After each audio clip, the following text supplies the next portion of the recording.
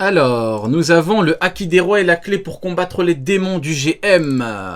On va pouvoir démarrer, c'est carré, on va bouger la voiture. Et ben ça fonctionne. Franchement magnifique. Ah là je me suis professionnalisé mais d'une façon là. Waouh. C'est parti pour le Haki des rois et la clé pour combattre les démons. Dernier chapitre s'est éclos sur l'apparition de Gunko sur le navire de Koron avec une partie des Mugiwara dessus. Aujourd'hui, nous en avons la suite directe et honnêtement, c'est encore mieux que ce que j'espérais. Alors, on va analyser du coup la partie combat de Gunko contre les Mugiwara. Bon, déjà, rappelez-vous, elle possède le Haro Aronomi, le fruit de la flèche. Avec du recul, je tiens tout de même à le souligner, avec du recul, parce que vous savez, quand tu fais une react chapitre, et après, quand tu relis le chapitre, tu dis, des fois, vous voyez, t'es dans l'émotion et tout, des fois, Jinbei, j'ai vraiment été dur avec lui. En vrai de vrai, j'ai vraiment été mauvais avec lui. Alors qu'en soi, il découvre le pouvoir de Gunko, il est là, il s'est pas non plus fait, elle lui a pas mis une flèche dans les fesses, hein. Excusez-moi, vous m'excuserez pour ce petit écart de début de live, mais elle l'a pas non plus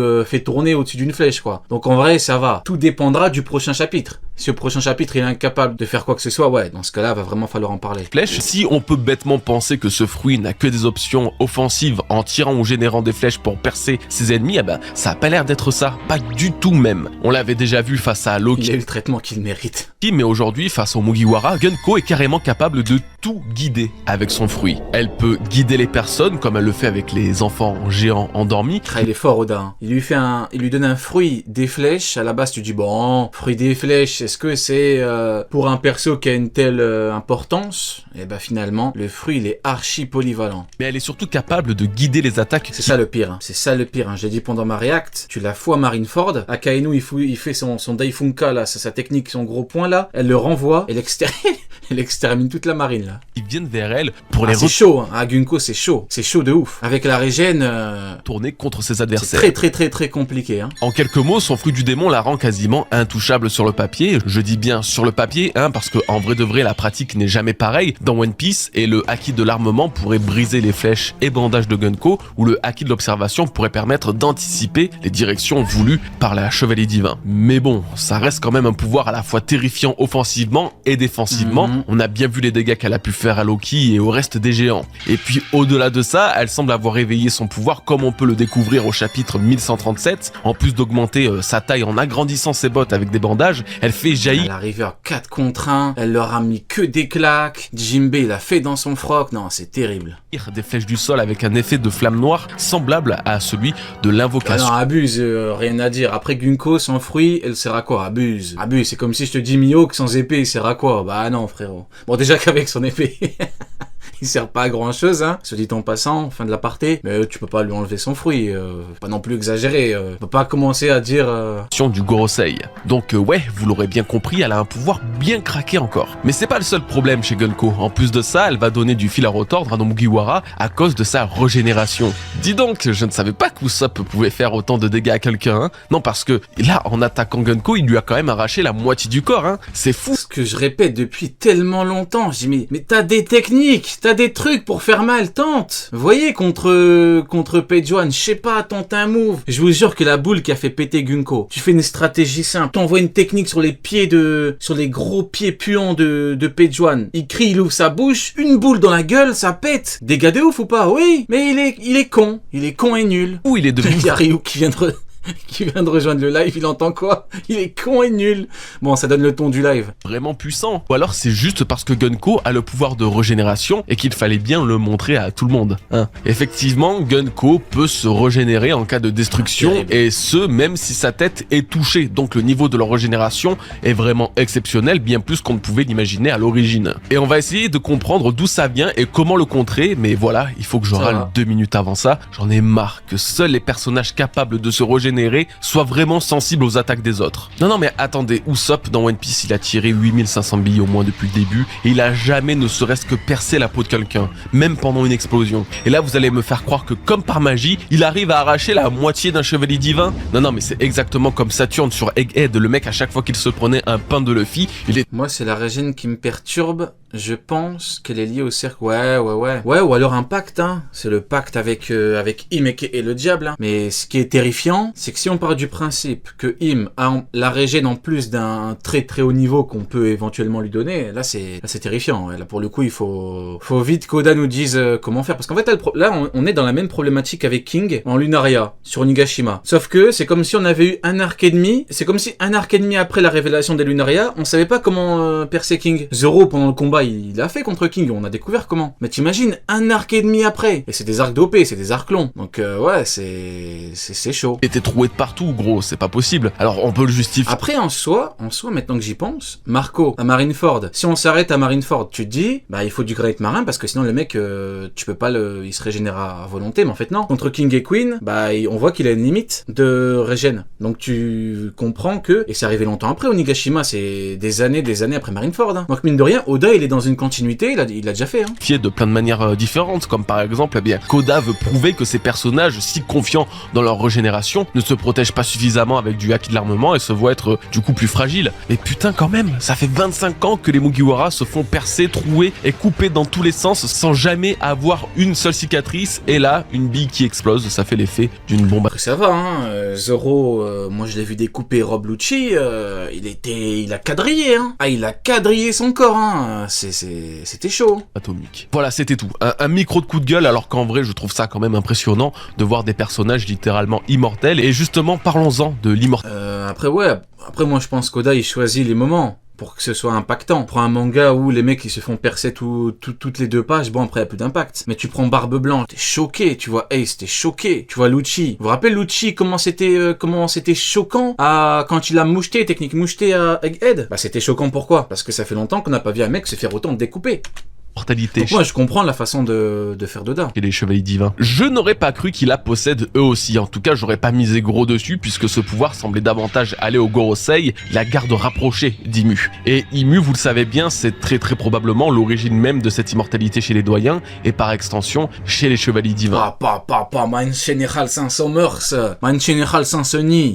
Donc déjà, on peut se demander si tout... Les chevaliers divins pour l'instant, 20 sur 20. Là, il y en a, vous pouvez pleurer si vous voulez, c'est 20 sur 20. Les chevaliers divins sont immortels ou si Gunko est une exception. La question est plutôt légitime puisque Gunko est vraiment un personnage assez spécial chez les chevaliers divins. Elle n'a pas le titre de saint alors que tous les autres l'ont jusqu'à preuve du contraire. Et si jamais Gunko n'est pas une exception et que tous les chevaliers divins possèdent le même pouvoir, alors ça signifie plusieurs choses.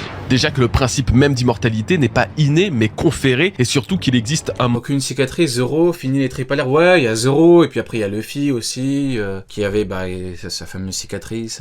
Monde où Oda peut faire une... T'as même Zoro 2 fois, Zoro au niveau de l'œil. Vraie dinguerie. Attention, j'y crois pas, hein. Je vous l'annonce déjà avant, ça paraît trop gros et je pense même pas vouloir voir ça dans l'histoire, même si ça apparaît. Mais si Shanks a bel et bien failli être un chevalier divin comme son frère et son père, qu'il a ou avait lui aussi... T'imagines Shanks qui peut se régénérer. Oh le diable, oh le diable. La marque pour passer Abyss. Oh le diable, bon, j'y crois pas. Bon, je pense que c'est...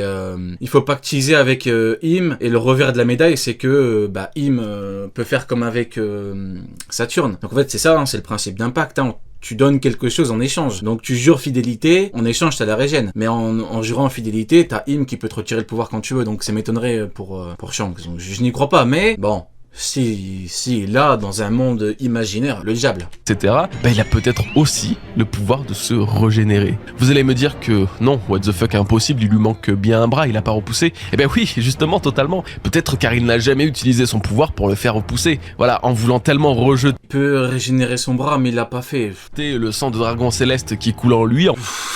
En voulant renier ses origines, il s'est toujours promis de ne pas avoir recours au pouvoir qu'on lui a accordé, dans son enfance. Donc il existe un monde, un scénario, une possibilité même infime que Shanks bloque ce pouvoir et, dans le futur de l'œuvre, régénère son bras en combattant son ennemi final, Barbe Noire par exemple. Je le répète, c'est pas forcément ce que je veux, hein, mais... T'imagines il combat, il sort son bras après 40 ans de manga. Ouais, je pouvais le faire, ouais. Tu croyais que je faisais comment pour me torcher? Et ben je pouvais ramener mon bras quand je voulais. Ouais, ce serait compliqué. Ouais. Et ça a quand même un petit pourcentage de chance d'arriver. Tant qu'on n'en sait pas plus sur cette capacité de régénération extrême, bah malheureusement tout est un petit peu possible. Bon alors pour ce qui est de la nature de ce pouvoir, à l'époque c'était déjà une quasi-évidence que ça venait d'Imu, et ce sentiment s'est amplifié quant au chapitre 1120. Peut-être c'est Piccolo, ouais. Ya Piccolo, putain à l'époque. Quand il y a le bras qui repousse, boum, tu pètes ton crâne. Incroyable.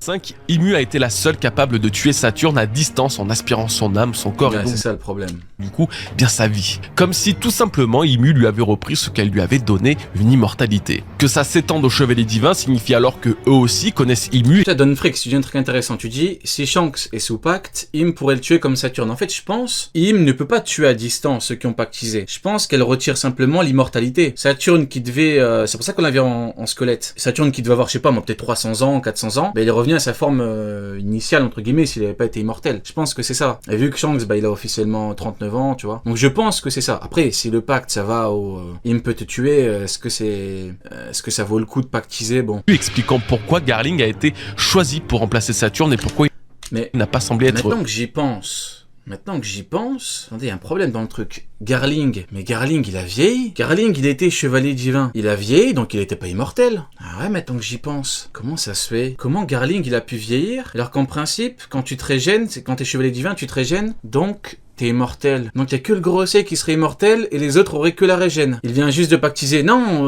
en gros quand il était chevalier, quand il était chef, ou même quand il était chevalier tout court. Parce que la Gunko elle est pas chef, pourtant la régène. Ouais, c'est étonnant. J'ai bien envie de... étonné de la situation toujours au chapitre 1125. Maintenant que je le vois, Garling, je suis effectivement elle a vieilli quoi. Ok, très bien. Maintenant, l'autre question qui tue le pipine, c'est évidemment la suite. Comment vaincre cette putain de régénération? Si on analyse l'immortalité de Gunko, déjà on peut trouver une potentielle faiblesse à son fruit. Moi j'aime bien le frérot qui a dit dans le chat hier parallèle Rayleigh Gaban, Rayleigh avec les Logia et Gaban avec la régène. Vu que Gaban en principe il sait énormément de choses. À mon avis l'équipage de Roger a dû se frotter un jour ou l'autre à des chevaliers et à mon avis Roger il a dû claquer les fesses à un chevalier. Peut-être même qu'on apprendra qu'il en a tué un, deux ou trois ou que sais-je encore, mais si Gaban le dit et nous montre comment, mais ça va péter. Ça va péter. Coup du démon qui n'a pas su dévier ou arrêter l'attaque d'Usopp. Ouais, t'es immortel, tu peux pas mourir, mais tu peux vieillir en théorie, c'est pas de la jeunesse éternelle. Mais du coup, ça voudrait dire que Saturne, en fait, il a l'âge normal, en fait. Mais c'est étonnant parce que Saturne, on l'a vu avec Vegapunk il y a longtemps. Vegapunk, il a largement vieilli entre-temps, mais pas Saturne. C'est ça qui est étonnant, en fait. Que Saturne, je me rappelle, en page de couverture, on l'a vu avec Vegapunk. Vegapunk, entre-temps, il a bien vieilli. Donc, soit c'est effectivement que le Gorosei a cette, entre guillemets, cette jeunesse éternelle, ben il a atteint son pic en termes de physique. C'est-à-dire, il a atteint son pic en termes de physique. En étant vieux. Genre, il a atteint son pic, après il vieillit plus. Mais c'est étonnant, ça voudrait dire que, en ayant cette forme-là, en étant âgé, en ayant les cheveux gris et tout, c'est là où t'as ton pic. Mais non, frérot, s'en fout pas. Orgeco, mais non, ça fout pas. J'ai besoin de savoir, moi. Et surtout, et comme je le disais, elle se régénère même si sa tête ou son corps sont touchés. Donc là, on n'a pas besoin de trouver un point faible organique. Ça ne sert à rien, puisque les principaux points vitaux n'ont rien à voir avec son immortalité. Et si Imu est véritablement à l'origine de ce pouvoir, alors on pourrait penser qu'il faut s'occuper d'elle pour couper la régénération à sa source. Et oui, c'est très sûrement le cas, hein. ouais. Mais bon, je vous laisse deviner qu'aller choper Imu là-bas, c'est sûrement plus difficile que de combattre les chevaliers divins ou le Gorosei, donc c'est une solution, mais sûrement pas la seule. Non, pour moi, la seule vraie faiblesse de la régénération, Haki des rois. Eh bien, c'est le Haki. Ouais, mais vous vous en rappelez, on en parlait à l'époque de Egghead. Luffy, il a affronté les doyens, et ça voudrait dire qu'à aucun moment, Luffy a utilisé du Haki des rois pour les taper. Et du coup, ça voudrait dire que là, Gaban, par exemple, il va dire en fait, il faut taper avec du Haki des rois, et Luffy va dire, ah merde, sur Egghead, c'est vrai, sur Egghead, je l'ai pas fait. C'est pas un truc impossible, hein. Vous vous rappelez de Zoro quand il a dit, ah mais... Lui, ça me rappelle King. Vous voyez, ça me rappelle King avec des ailes, avec une pommade et avec des flammes derrière. Même l'outil lui a dit mais t'es con quoi, pourquoi tu l'as pas dit avant Golemon? Bon, c'est de l'outil bien évidemment, mais bon, c'est pas le plus important. Donc peut-être qu'il a jamais utilisé d'Haki des rois contre les mecs du Gorosei. Et là, ça va péter. Waouh, putain, grosse révélation, hein. Merci à tous. Personne s'y attendait. Non mais Ou peut-être que Luffy va dire ça prend beaucoup d'énergie. Ouais, écoutez, c'est très très intéressant comme sujet en tout cas. je vais vous expliquer la logique derrière ça, parce que même si ça semble simple et évident, il faut vite fait analyser l'écriture d'Oda sur le sujet de l'évolution des pouvoirs dans son œuvre, dans One Piece. À chaque fois qu'un pouvoir apparaît, la possibilité de le contrecarrer fait également son apparition. Ouais. Les utilisateurs de fruits du démon auraient pu rester terriblement puissants et invincibles. Or, Oda a ajouté 4 façons de les combattre: le granit marin, le haki, l'eau et la faiblesse naturelle. La faiblesse naturelle étant par exemple Luffy face à Ener, insensible grâce à l'élasticité de son corps, ou plus simplement les états liquides contre le sable de crocodile, encore une fois par exemple. Bon, et du coup, vu que le haki nous intéresse, on peut se focus uniquement sur lui, parce que depuis le début, il est le seul pouvoir évolutif apportant la parfaite... Ou alors, c'est entre guillemets une sous-forme ou une forme différente du Haki des Rois que même Luffy n'a pas. Peut-être. Mais le problème, c'est que si tous les chevaliers ont la régène et que, disons qu'il n'y ait que Gaban et Luffy, si Luffy arrive à le faire, du côté de Luffy qui peut le faire, ça va être compliqué. Hein. Il va falloir qu'à eux deux, encore une fois c'est Gaban là, il va falloir que c'est eux qui fassent le ménage quoi. Contrebalance d'une trop grande puissance. Katakuri voit dans le Ou futur. alors c'est un truc en mode tu dois taper l'âme avec le haki, genre un truc encore plus profond, encore plus... Mais ouais, écoutez, on verra. Hein. Alors il faut aussi que Luffy voit dans le futur et frappe encore plus vite que lui. Kaido est invincible, alors il faut améliorer le haki de l'armement et le combiner au haki des rois. Voilà, donc en gros depuis Whole Cake, nous avons conscience que les 3 formes du haki ont elles-mêmes plusieurs niveaux d'utilisation. Et l'invincibilité des monstres du gouvernement serait affectée par le haki, plus précisément le haki des rois. Alors attention, on parle pas du haki des rois simploche qui étourdit ce qu'il touche. Hein. Non, j'entends par là qu'il doit exister un stade supérieur du haki des rois, une utilisation avancée plus, encore plus. Et Zoro, bien sûr, Zoro, mais en partant du principe que Zoro atteigne également cette forme de haki sur Elbaf. Plus haute que quand il est combiné au haki de l'armement et qui permet de contre... Et Loki, si Loki a le haki des rois qui peut combattre, parce que le problème c'est que le frérot il est blessé là. Carré, la régénération infinie du Gorosei et des chevaliers divins. Le meilleur exemple pour ça, c'est le haki des rois de Joy Boy. C'est une dinguerie de prononcer cette phrase quand même, j'adore toujours autant, c'est fou. Bon, quand Emmett libère le haki de Joy Boy, il est assez puissant et surtout assez spécial pour littéralement annuler les formes démoniaques du Gorosei et les renvoyer au dernier checkpoint, sur Marie-Joise. D'autant plus qu'à ce moment-là, Imu a ressenti de la douleur et elle ne l'a pas ressenti car le haki est parvenu jusqu'à Marie-Joise, mais bien parce que les 5 doyens sont ces 5 marionnettes à qui elle confère des pouvoirs, créant un lien d'âme, un espèce de lien de vie entre eux. Je suis prêt à parier que la puissance d'Imu est divisée avec ceux à qui elle confère des pouvoirs et qu'à un moment ou l'autre, elle les sacrifiera tous pour devenir toute puissante, mais ça c'est pas le sujet. Le haki des rois si particulier de Joy Boy est la preuve que ce C'est pour ça qu'on parlait du haki des rois, mais on s'était demandé pourquoi Luffy l'a pas fait du coup.